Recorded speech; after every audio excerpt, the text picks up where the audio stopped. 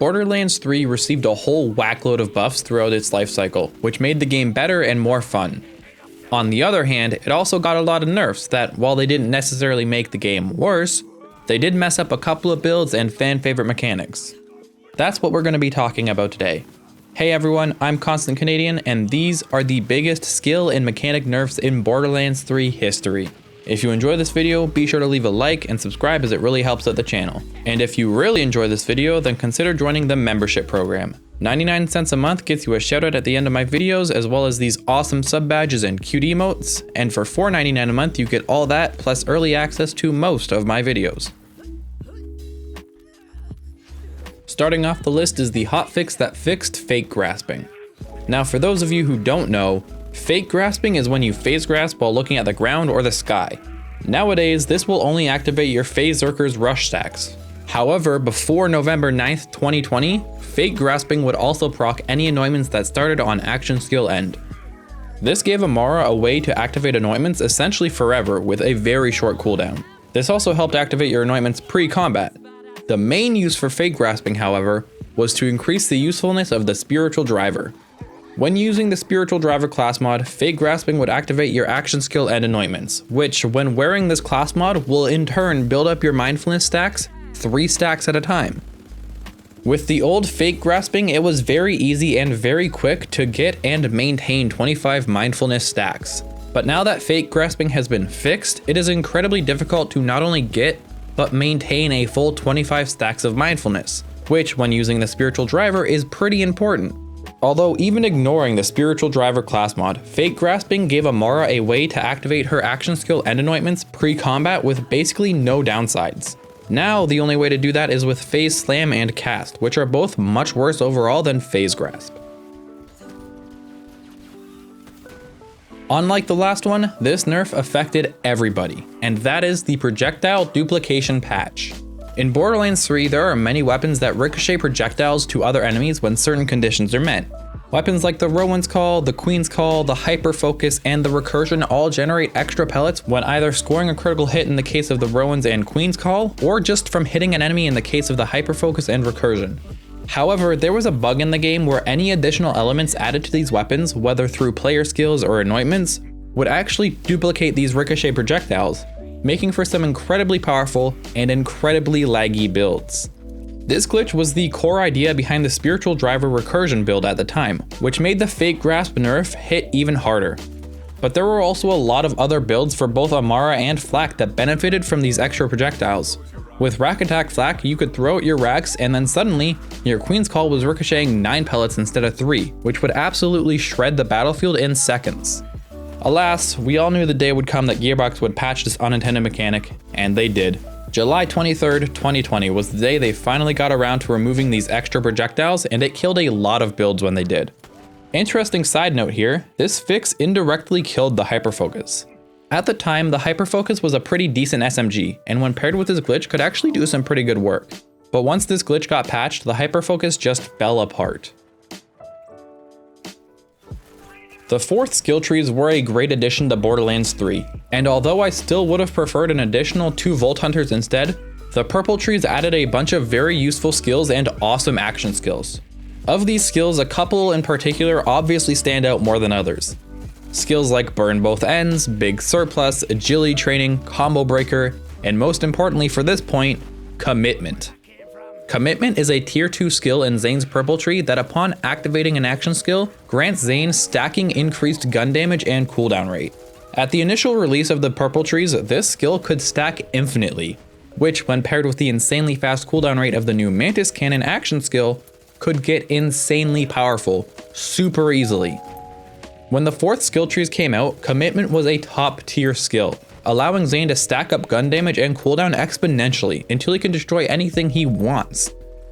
However, a mere 6 months after the new skill trees came out, on April 1st, 2021, Gearbox finally got around to nerfing this overpowered skill, and put a cap on its stack limit. As it stands today, Commitment caps out at only 2 stacks for plus 40% to each stat.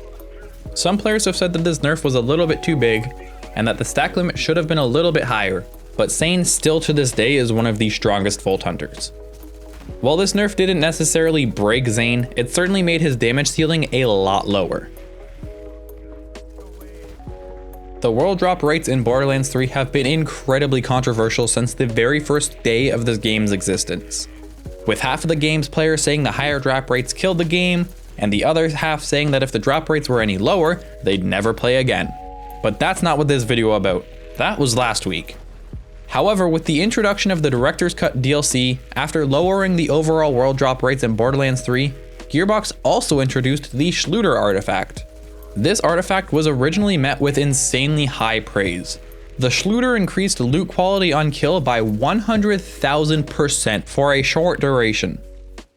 This was great. It gave players who wanted the insane drop rates the option to have it, while allowing players who wanted to focus on dedicated drops the option to do so. As is the case with a lot of powerful artifacts and weapons that players loved, Gearbox went and nerfed the crap out of the Shlooter, making its bonus loot quality a measly 1000%. This is one of the weirdest nerfs in Borderlands 3 history for me. The only people using the Shlooter were the people who wanted high drop rates. And call me crazy, but I don't think there was a single person who was using the Shlooter, but also wanted the drop rates to be dialed back just a little bit, because if they did, they wouldn't be using the artifact. The only valid reason I've even heard up to this day for nerfing the Shlooter like this was to help reduce lag due to the excess of item drops. But again, if you wanted to reduce lag, you would just take off the artifact, or pick up the damn legendaries. The Shlooter nerf is by far one of the most nonsensical nerfs of the game, and there was absolutely no reason for it. The honorable mention for this list is gonna be the photo mode nerf. Now I know what you're thinking, photo mode doesn't do any damage, how could they possibly nerf it? Well, there was a time, for the first half of the game's existence, that photo mode could be abused to phase through walls by backing into the wall and spamming the reset camera button. While this in most cases wasn't very useful, it could still be very helpful for skipping certain areas and doors, like the door to the Droughts from Covenant Pass or the door to Fort Sunshine. Gearbox eventually got around to fixing this unintended glitch, and now photo mode is only useful for photography, which is sad, but understandable. And finally, the biggest, the most painful, the most irritating nerf of Borderlands 3's entire history is the nerf of Tediore chucking. Tediore chucking was a very common method of killing larger bosses and even raid bosses in Borderlands 2.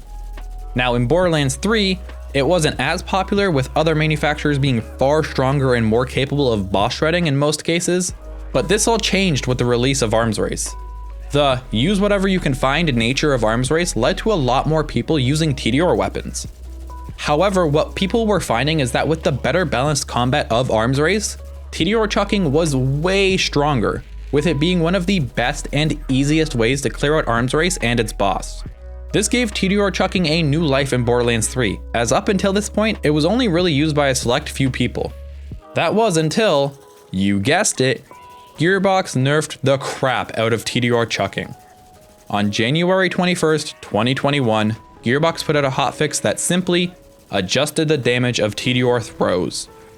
This one single hotfix completely destroyed Tediore chucking.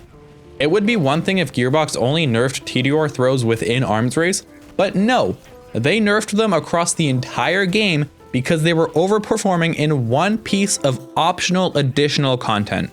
Considering that Tediore chucking was already pretty niche in base game pre-nerf, post-nerf there is literally no reason to Tediore chuck anymore. This nerf was so incredibly stupid, and sure, Tediore weapons are still usable to this day as a normal gun, but all this nerf did was take away the only thing that actually made these weapons unique. There was absolutely no reason for this massive of a nerf to an entire manufacturer's only gimmick. And I don't even like Tediore chucking, so imagine how upsetting this would have been for the people who actually did like this playstyle. Anyway, that's gonna wrap up this video. Are there any other major nerfs in Borderlands 3 that really affected you? Let me know in the comments down below. Thank you all so much for watching, have a fantastic day.